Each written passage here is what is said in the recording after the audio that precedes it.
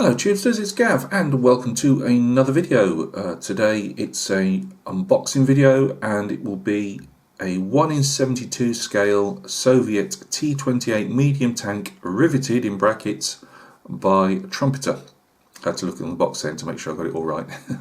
The reason I'm having a go at this, well, there's a couple of reasons. First, the major reason is there's a well-known modeller on YouTube, David Damyek. Sorry, David, I've butchered your name, but Plasmo anyway.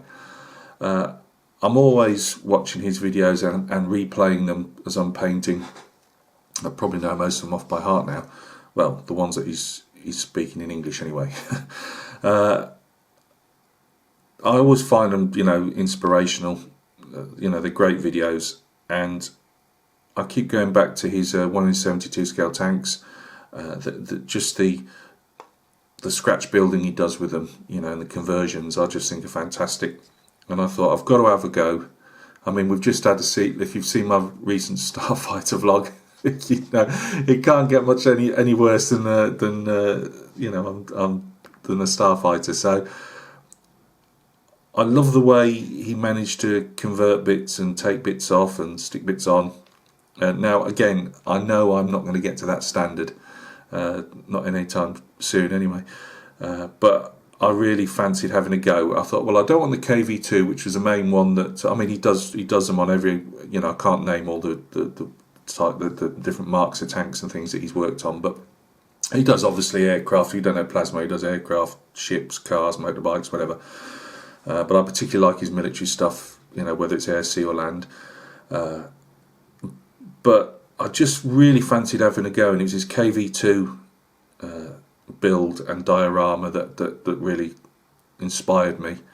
And I thought, well, I'm going to give this a go. Now what? And I didn't want to do the usual Tiger tanks, Panther tanks, T34s, Sherman.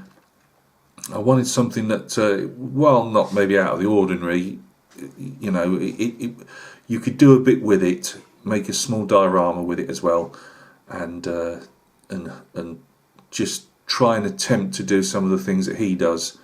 I didn't want to spend, as usual with me, I didn't want to spend a load on a kit, and it was just a case of find something that took my fancy, as we all do. So I came up with this Soviet T28 tank, which we'll have a look at now, and I'm hoping to do a couple of bits of conversion work on it and then put it in a small diorama. I've got some plastic figures coming, some tank crew figures to maybe put around. I haven't seen them yet. They are that soft plastic, which I know a lot of the guys, they do wargaming with and whatever, and it's described on eBay as a, you could wargame or put them in as a diorama. So when they come in a couple of days, hopefully I'll do an unboxing of those as well. And it's because it's been 30 odd years since I ever painted one of these more or less 20mm plastic figures. So yeah, that'll be interesting. So we'll go down to the bench. We'll have an unboxing. I've not taken anything out of the bags yet. I just opened it up and just had a quick shifty round, and we'll have a look and see what you think. So join me in a minute, guys. Right, guys, thanks for joining me at the bench. This is said box. It's a box. I'm not going to go into much detail on that. The only thing I will say is on here it says actual model may vary from image on the box.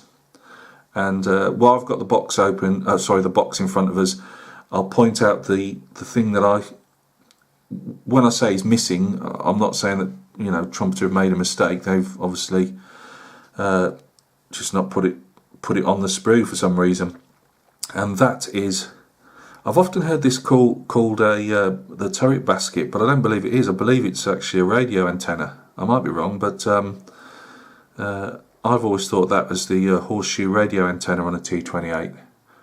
Again, I confess I know absolutely zip about the T28. And it was hardly, I've got no reference books on it. and I've got a lot of World War II stuff from the old days, book-wise, but nothing on any in depth on a T28. Get your words right, Gav. And this is, every time I've gone online, it's slightly contradictory, but this, I believe, is a later tank because it's got the low velocity gun on it, which is the slightly longer gun. And I can't remember the name of it for the life of me, but it's a you'll see a more stubby gun on some of the earlier ones, and this is a low velocity piece that they fitted on slightly later. But on all of them, I've always thought that one of the, well, I won't say claim to fame, but obviously it was well known that early Russian tanks didn't have radios. In fact, a lot of countries' tanks didn't have radios. They operated by a flag system if they wanted to, send a message, different coloured flags. As I say, I do believe that this is a radio antenna rather than something for the crew to hang on to. It's built robustly for that, probably for that they can hold on to it, because on some of the pictures you'll see it actually join into the turret somewhere on the top. So I believe, I might be wrong. Guys out there that know the business will probably tell me I'm completely wrong on that. So you'll note when we come to the plastic that these little brackets here, although the actual triangle shaped bracket is on the turret and the rest is missing, but I honestly thought that they all had these antennas on them. So I don't know. We'll have a look anyway at the plastic, shall we? What have we got? Usual selling their hobby products and some of their latest model kits. Find some funky scissors from somewhere. That'll do. Right. We've got 1, 2, 3, 4, 5 bags with sprues in, and a instruction sheet. Let's just move the sprues aside for one moment. I'm not gonna, as we say, this will be my second model build of 30 odd years, so I'm not going to start as a lot of proper scale modelers can go through an instruction sheet and tell you what's right, wrong and all the rest of it. I can't do that, but it's there if you want to have a look at it. Obviously we're telling us what our right and left tracks are. As you can see by the build here, the tracks are actually one piece, or you build onto them, but the tracks are already there. Now how that'll be for spraying up, I don't know. In one way it's good because you're not you're not stuffing around either building tracks or having the rubber tracks. Again, only somebody who's done this for a while can actually tell me if that's easier or worse, but on the painting side of it anyway. There's a lot of detail on the lower hull as well. You're probably obviously never going to see that really. I think for a small model compared to what I used to build, I think there's a fair amount of detail on it. The main drawback for me is none, from what I could see when I had a quick squiz at it last night, none of the turret hatches are open, which is part of the things I'm going to have an attempt at doing, is opening some turret hatches up. And again we go into the, see if we can get a bit close. I don't think you really need to, but in building the main turret, which is in pieces, as you can see there. But no, I think it's I suppose in one sense it's a more complex tank because you've got extra turrets and things, but it's not it doesn't seem a massively hard build. I'll just totally destroy it with my attempts to scratch build, I think. You've got some painting call outs here for a winter camouflage version. and a summer camouflage version. I'm always used to seeing them in just the plain green, and I was surprised to see them in this 2 or 3, I can't remember if it's 2 or 3 tone camouflage. I can't get to the box now, let me just have a look, because it's one on the, let's have a look at the one on the box.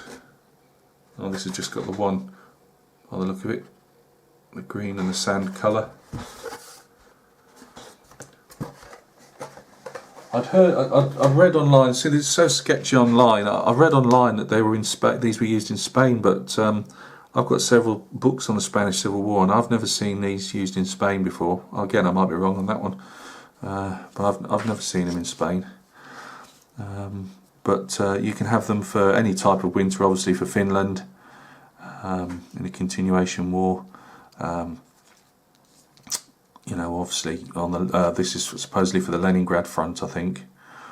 But saying that, although I'd originally seen it might have been another box when you know, you do your research into the different boxes, and when you go on Scalemates and that, this has got no decals in the box either. There's a again, and they're not, to be fair to them, they're not shown on any of, you know, the big star that you see is actually like a cast on. I've never seen that painted red, it's always just the colour of the vehicle. But there's no markings, red stars, patriotic slogans, there's absolutely zip on it. I don't know if patriotic slogans were put on later on in the war, probably. Because this will be...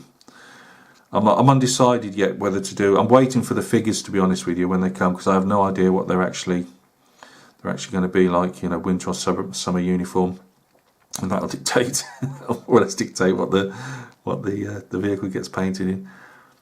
I wouldn't mind doing the winter one, just because I'm thinking, well, if I've gone to the trials and tribulations of cutting up my model, then you know, I might as well go to the full extent and see if I can do a winter camouflage. But we'll cross that. I'm not that fussed on this one. If it isn't, I'd just do it as a standard Russian green. We've got paints for it. We've got Mr. Hobby, Vallejo, Model Master, Tamiya, Humbrol, Acrisian. I don't know what that one is. But yeah, so there's a fair few covered there. But yeah, that's our instruction booklet. To me, it's clear, easy to follow, it's nice and concise, but without being too tiny. So let's have a look at these. Let's have a look at these sprues. I was going to be clever and actually get the... Yeah, it is. Oh, hey, picked it up anyway. A. See, I'm getting the hang of this unboxings for model kits. Let's see, sprue A.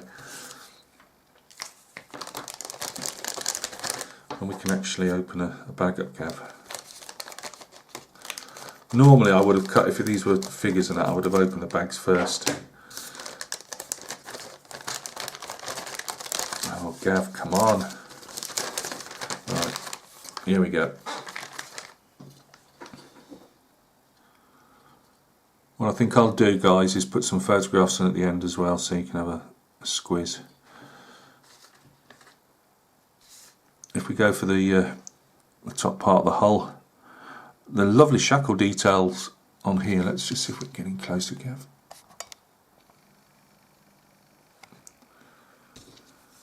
I think these shackles are really nice. Again, the only thing they don't do, and I believe the shackles, there's a couple of shackles to go on the bottom part of the hull. They don't, the ones I've seen, they have the wire hawser going down, so I'd have to knock that up with some wire, which I don't suppose will be too much of a problem. Only problem will be is making it look like it's attached to the shackles as they're moulded on. The usual shovels, crowbars, all that good stuff. Again, it all seems fine. I look at this and I think, what would Plasmo do?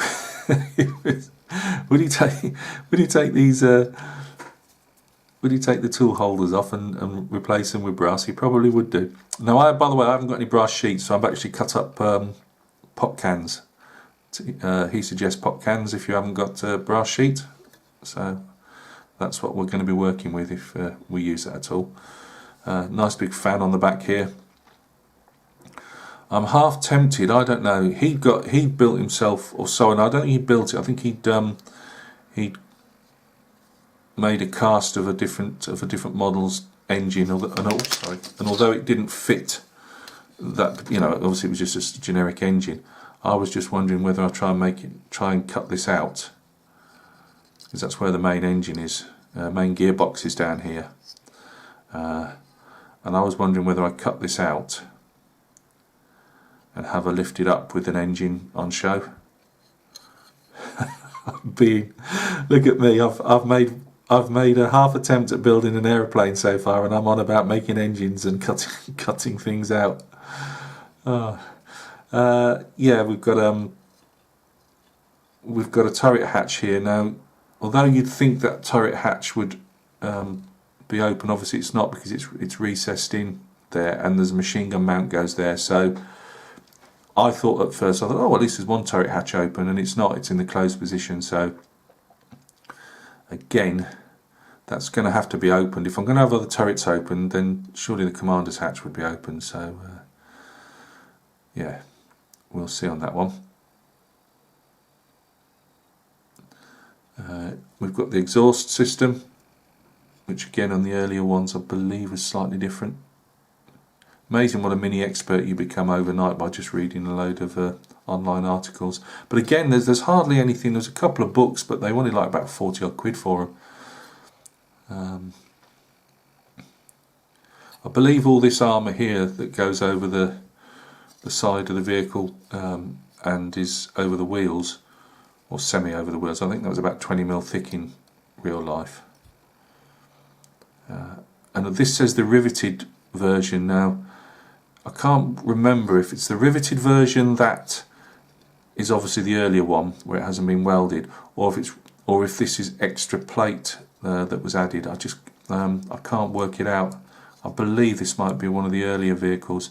One thing I did want to have a go at is trying to open this up and have it down, and then you'd have to stick a little piece on to show the visor block probably. Again, you've got a hatch here as well. All decisions, eh? So that's our number A sprue. Oh, by the way, these side louvers are on the funny enough on the side of the vehicle. I've seen these in the down position on a couple of period photographs of knocked out tanks. I'm not going to attempt. I haven't got anything. I mean, that seems good enough to me. These louvers here, they're quite well defined. So are the hinges. I might cut this handle off and replace it with a piece of wire, just so there's a hole in it. So that's our first one. Here's sprue B, which looks like it's going to be wheels, turrets and machine guns.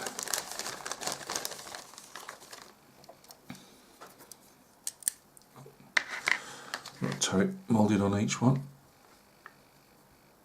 Let's have a look at the turret first. Oh. I'd hope as well to have one of these turrets opened as well, one of the lids on here to be opened as well.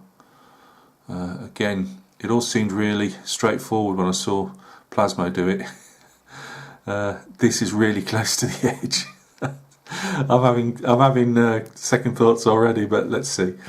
The kit itself cost me £10.38 with free postage. Did it have free postage? No, it wasn't free postage. No, it wasn't. It was. I think it was about £3. No, it was. Yeah, it was free postage. £10.30 free postage. Which I thought, well, if I'm going to stuff this up, it's it's not the end of the world. I've not paid a fortune for it. Machine guns.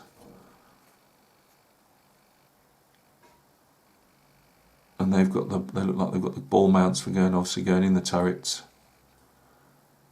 Got the base of the turret there by the look of it. The other one looks like it's exactly the same, so that's your sprue B.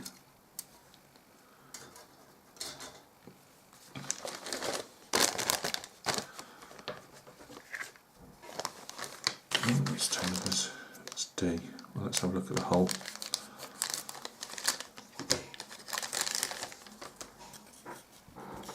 Here's the base of our hull. Bit of I don't think the camera's picking it up, but there's some obviously numbers that mean something to Trumpeter, and obviously the scale and what it is. Sink marks in here, even with opening bits up. I don't think you'll see them. Really well defined base of the tank there, bottom of the tank. You're probably not going to see that unless you're going to put it on one of those mirrored viewing turntable things. But again, it looks straight. It doesn't look warped. So that's another nice bit of casting.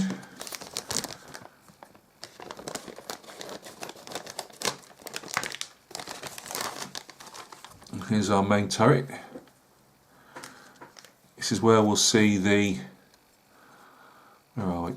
There we go. These are our mounts that would be for the radio antenna, or well, you can't. It's not a stowage basket. I've heard, people. I've seen it down as it can't be a stowage basket. There's nothing there to actually hold anything. So it's got to be the radio antenna. As I say, it's just should my tank have it or shouldn't it? You'd think that Trumpeter would know, and they've obviously built different versions of it, I would imagine. And can I make, although I've never done anything like this before, so can I make that look like the real antenna, or do I leave it off? Do I take the coward's way out? I don't know. Gun mantlet at the front there, and all parts thereof. There's our gun. It has actually got a hole in it at the front, this one here.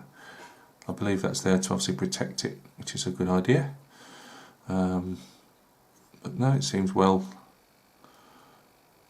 moulded. Recoil mechanism seems nice. Got some bolts on again, so there's lots there that'll take some weathering. Here's the top of our hatch. I believe it had a 5-man crew. Driver, the 2 hull machine gunners in their turrets. 6-man actually. There was a gunner, loader, and commander. So yeah, 6-man. So I don't intend to have every turret hatch open, but I just thought I'll go through the idea for the diorama once I've seen the soldiers themselves, just to make sure I've got what I want. This here is for the turret machine gun. Yeah, so quite happy with all that. That'll be a nice little build. Let's just have a look at this last piece, which is these tracks. I say this is all new to me. I mean, the last time I did anything like that was the old Matchbox and Airfix, and we used a hot heated screwdriver to melt tracks together.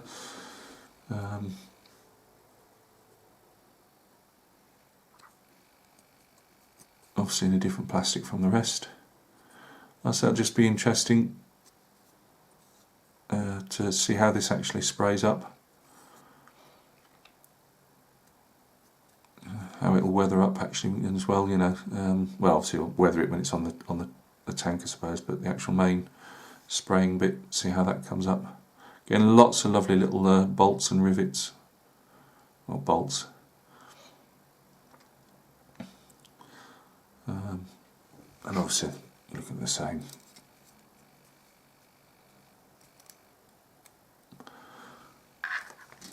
So guys, as he reaches for the box lid so you can actually have something to look at rather than... Let's just move the camera back. So, to wrap everything up, what do I think of the kit? I think it's very, very nice. I think it's really well moulded. I couldn't see any flash. There's obviously some mould lines on there. The wheels had got some mould lines on, which you would expect. Obviously it's been moulded. But I can't see, there shouldn't be a trouble to put a bit of sandpaper on and remove them, or a sharp scalpel. I won't say the disappointing bit is this radio antenna here, because it might well not have had it. You to say Trumpeter, you would have thought Trumpeter's done the research, so I wouldn't have thought they'd have left it off for any other reason. It's just that every tank that I've seen, more or less, apart from artists' impressions, they've got that antenna on, and I always thought, reading up on it, it was a feature of this particular tank that it had a radio. So again, if you know different, then obviously, if you'd like to put a comment in the comment section, just say, if no Gav, it's fine, crack on, or no Gav, you're gonna have to build an antenna for it. But so that's if not, not a disappointment, just is, again, it's my own lack of knowledge to know what's right and wrong on it. It's showing a towing cable there. Again, you're gonna have to make your own. I would say, going back to the other, say, actual model may vary from image on box, so I'm not having a go at Trumpeter for that. That's just how it is. I am thinking they do 2 colour schemes. Obviously, you can do, fill your boots, do whatever you like, really. Plain green one. I am going towards the, a whitewashed one. Just to think, if I'm going to this much trouble and trying to make, cut bits out and stick bits on, why not finish the whole thing and try and do a winter camo on it, with the green base showing through. So it'll be going back to Plasmo's videos to see how I do that again, because I know he's done a couple of winterized ones. So guys, thanks for your patience. Thanks for taking a look. This will be the next side project apart from the painting. As I say, I wanted to get back into doing some kits, more for my own, just something different from painting, because I paint, obviously. I paint figures for a living, and I paint figures for a hobby, so I just thought, well, let's I'll get back to doing some kits. Although this one is going to be a diorama, and hopefully, if those figures are okay, then they'll be added to the diorama. So I'll get some figures in there. So guys, thank you very, very much. You take care of yourselves, and you'll catch me on another video very soon. Cheers.